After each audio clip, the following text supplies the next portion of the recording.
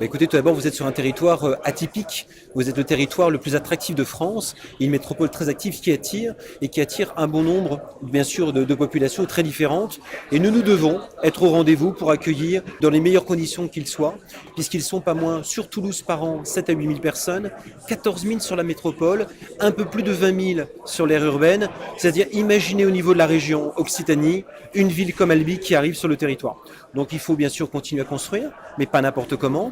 Et notre feuille de route, c'est construire pour le plus grand nombre. Donc nous nous sommes dotés d'un nouvel outil de programmation, le PLUIH, le plan local urbanisme inter et de l'habitat. Pourquoi faire? Tout simplement pour ouvrir et imaginer d'autres produits demain, d'autres types de logements demain.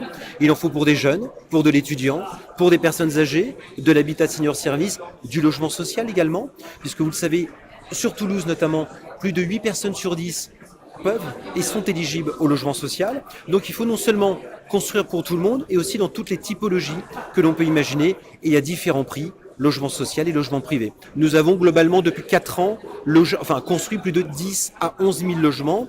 L'année dernière, pas moins de 4 000 logements sociaux. Cette année un petit peu moins, 3 000, de par, je dirais, la nouvelle loi Elan et la loi de programmation et la loi de finances 2018 qui a fait un petit peu peur à tous les bailleurs sociaux. Donc on a une programmation un peu moindre, mais quand même bien au-delà des objectifs que nous nous étions donnés, notamment par l'outil du SCOT en 2014. Imaginez qu'en 2038, demain, c'est dans 20 ans.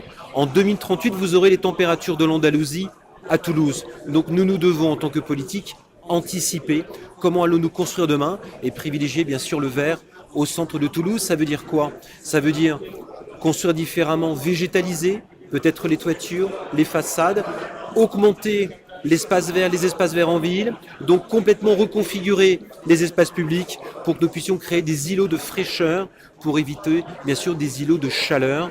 Ça va être, je crois, le marqueur important pour les prochaines années et bien évidemment et anticiper le développement de notre métropole, parce qu'il ne s'agit pas simplement de construire en métropole, mais rééquilibrer aussi entre ce qu'on dit la ruralité, le département au sens large du terme, et bien sûr la métropole. On doit retravailler sur une solidarité, sur une redistribution des richesses, ce qui veut dire aussi de penser aux nouveaux bassins, les nouveaux bassins d'emploi de demain, et bien évidemment bassin d'emploi veut dire pour limiter le trajet maison, domicile, travail. Il faut imaginer les nouvelles poches, les nouveaux secteurs qui devraient accueillir de l'habitat et du transport en commun.